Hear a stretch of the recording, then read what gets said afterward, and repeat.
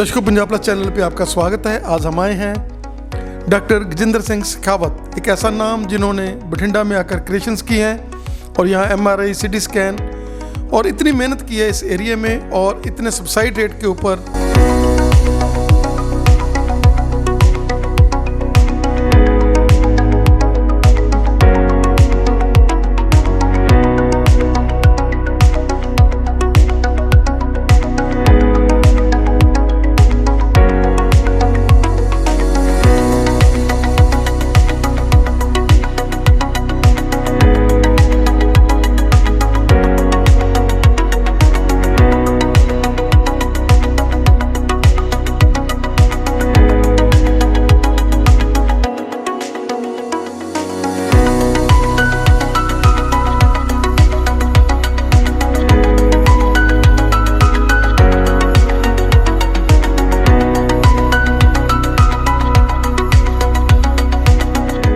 दर्शकों, Punjab plus channel पे आपका स्वागत है। आज हम आए हैं डॉक्टर गजेंद्र सिंह शेखावत, एक ऐसा नाम जिन्होंने बठिंडा में आकर क्रिएशंस की हैं और यहाँ MRI, CT स्कैन और इतनी मेहनत की है इस एरिया में और इतने सब्सिडी रेट के ऊपर।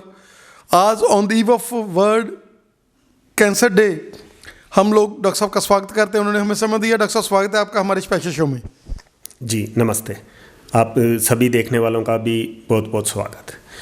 डॉक्टर साहब, क्या कहना चाहेंगे कि जब से आपने बठिंडा में आए हैं और अपनी सेवाएं शुरू की हैं, क्या कहना चाहेंगे कि बठिंडा का एरिया है और जैसे हम बस स्टैंड के पास थे, जब हमने देखा कि कोई डॉक्टर 5,000 वाला जो टेस्ट है वो 2,000 में कर रहा है, तो हमें बड़ा तज्जुब हुआ और फिर हमने आपसे कंफर्म किया जब आपने बोला कि नहीं, यस आ जाइए आप। तो हमें लगा कि आज भी थोड़ा सा लोगों के मन में इंसानियत है और आप जैसे डॉक्टर्स जिनके साथ ये जो सृष्टि खड़ी हुई है, बहुत बढ़िया लगा हमें और आपका टाइम लेने के लिए। तो क्या कहना चाहेंगे कि क्या आपके माइंड में था कि आपने इतने सब्सिडी रेटों के ऊपर, क्योंकि आमतौर पर हम देखते हैं कि लोग स्कैनों से डरते हैं। लोगों को लगता है कि जब स्कैन का नाम आता है कि शायद डॉक्टर्स बीच में जानबूझकर स्कैन करा रहे हैं हमें पैसे ऐंठने के लिए, लेकिन आपने तो 5,000 वाला टेस्ट ही 2,000 में कर दिया, तो 2,000 में तो क्या करें। बात ऐसी है कि MRI और CT स्कैन हैं, ये जांचें हैं, ये थोड़ी कॉस्टली जांचें होती है और कॉस्टली जांचों के अंदर कई बार जिसकी सैलरी 5,000 महीने की, 10,000, 15,000, 20,000, 30,000 तक होती है, उसके लिए 5,000, 7,000 रुपये अफोर्ड करना मुश्किल होता है। तो मुझे लगा कि क्यों नहीं, कोई बात नहीं, जो भी अपनी लग्जरी है वो छोड़ दो, अपने खर्चे हैं वो हम कम कर सकते हैं। तो मैंने ये सोचा कि जो MRI ब्रेन और स्पाइन पूरी दुनिया में 5,000 के आसपास होती है, वो ब्रेन और स्पाइन की MRI में सिर्फ 2,000 रुपये में रेडियोलॉजिस्ट मैं खुद हूँ और मेरी मौजूदगी के अंदर करके देते हैं, कि जिसके अंदर मुझे ये खुशी होती है कि जो भी MRI या CT स्कैन करवाने आ रहा है, मैं उससे, मुझे ये खुशी है कि मैं उससे कुछ ले नहीं रहा, मैं समाज से कुछ ले नहीं रहा, मैं हर आने वाले मरीज को कुछ दे के भेज रहा हूँ उसकी जांच के लिए, अर्ली एंड करेक्ट डायग्नोसिस के लिए। और कैंसर या बाकी कोई भी चीज़ें हैं, यदि किसी के अधरंग हुआ, हेमीपेरेसिस हो गया या लकवा हो गया या अधरंग हो गया, उसका पता लग गया कि यदि ब्रेन हेमरेज हुआ है तो दवाई दूसरी देनी होगी, इन्फाक्ट हुआ है, यदि ब्लॉकेज हो गई तो दवाई दूसरी देनी होगी। तो यदि मरीज 5,000 रुपये का के अरेंजमेंट में या 5,000 रुपये दी केवल व्यवस्था करने में ही टाइम बर्बाद कर दूंगा तो वो लेट हो जाता है। इसलिए मैंने सोचा कि 2,000 रुपये में जांच करूंगा। इसी तरह से कि कोई भी है, चाहे छाती का कैंसर हो, चाहे पेट का कैंसर हो, वो बगैर CT स्कैन MRI के उसमें नहीं सर सकता। तो कोई भी मरीज होता है वो बेचारा पैसे के जुगाड़ के अंदर ही परेशान होता रहता है।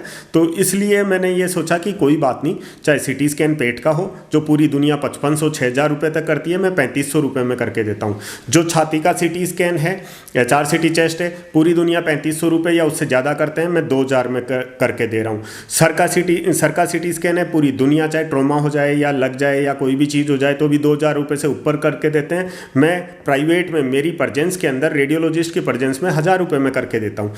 उसके बाद मुझे खुशी इतनी है कि मैं किसी, जो भी मेरे पास इंसान आ रहा है, मैं उससे कुछ लेता नहीं, मैं उसको दे के भेजता हूँ। और करना क्या है, आदमी को लग्जरी छोड़ दो, बड़ी करोड़ों की गाड़ियाँ छोड़ दो, फालतू के 5 स्टार या 7 स्टार होटलों में इधर उधर घूमना छोड़ दो। तो ज़रूरत कहाँ होती है, रोटी, कपड़ा और मकान। ये तो हर इंसान का या फ़कीरों का भी पूरा हो जाता है, और जो ख्वाब होते हैं वो तो नवाबों के भी पूरे नहीं होते। डॉक्टर साहब, जैसे आपने बिल्कुल लेटेस्ट मशीनरी, ये नहीं है कि पैसे कम हैं तो मशीनरी है जो वो वैसी है, सबसे अल्ट्रा मॉडर्न जो नई नई मशीनरी आती हैं वो आपने यहाँ इंस्टॉल की हुई हैं और लंबे समय से आप यहाँ सेवा कर रहे हैं। और सबसे बड़ी बात है कि आप पेशेंट फ्रेंडली हैं, जैसे आपने बोला। जी, क्योंकि मशीनों के अंदर 1.5 टेस्ला है और सीटी स्कैन भी अच्छा है और क्वालिटी में कोई कंप्रोमाइज़ नहीं है। ऐसा नहीं है कि मैं कुछ लिखूं और बाहर जाके कुछ और निकले, ऐसा कभी नहीं हो सकता। 22 साल से बठिंडा और इस अड़ोस पड़ोस के रीजन की पहली एमआरआई भी मैंने लगाई थी 2003 में। तो आज 22 साल से लगातार रेडियोलॉजी फील्ड के अंदर मैं काम कर रहा हूँ और जब तक परमात्मा मुझे सेहत और सब कुछ सक्षम बनाए रखेगा तब तक मैं सेवा में ही करूँगा। मैं कोई बिजनेस नहीं कर रहा, मैं केवल सेवा से रिलेटेड ही काम कर रहा हूँ और वो ही करूँगा। डॉक्टर साहब, जो लोग बिजनेस वाली, जैसे आपने बात कही 22 साल का लंबा एक्सपीरियंस हो, इतना नाम हो, वो तो 10-10 यहाँ पर रेडियोलॉजिस्ट लगा लेंगे और आपने खुद ही देखनी है रिपोर्ट और खुद ही बताना है। क्या कहना चाहेंगे कि आप उतने में सफिशिएंट है और उतने में ही भगवान का नाम लेते हैं और सेवा कर रहे हैं इस एरिया में? पता है क्या है कि नेम फेम मनी, पैसा आज तक मुझे तो कोई लगा नहीं कि आज तक इस सृष्टि में से कोई साथ लेके जा पाया। कोई धन, कोई दौलत, कोई पैसा साथ लेके जा पाया। इंसान अपने कर्म साथ लेके जाता है और कर्मों के अंदर यही है कि जितना हो सके अपन खुद को जस्टिफाई करना होता है कि हाँ मैं अच्छा कर रहा हूँ या नहीं कर रहा हूँ। दिखावे के लिए क्या है? दिखावे के लिए तो बहुत से समाज सेवक पूरे दिन नशे के खिलाफ तो देते हैं लेक्चर और शाम को खुद नशा करते हैं। पूरे दिन कहते हैं कि शराब नहीं पीनी चाहिए, शाम को ठेके पे बैठे होते हैं।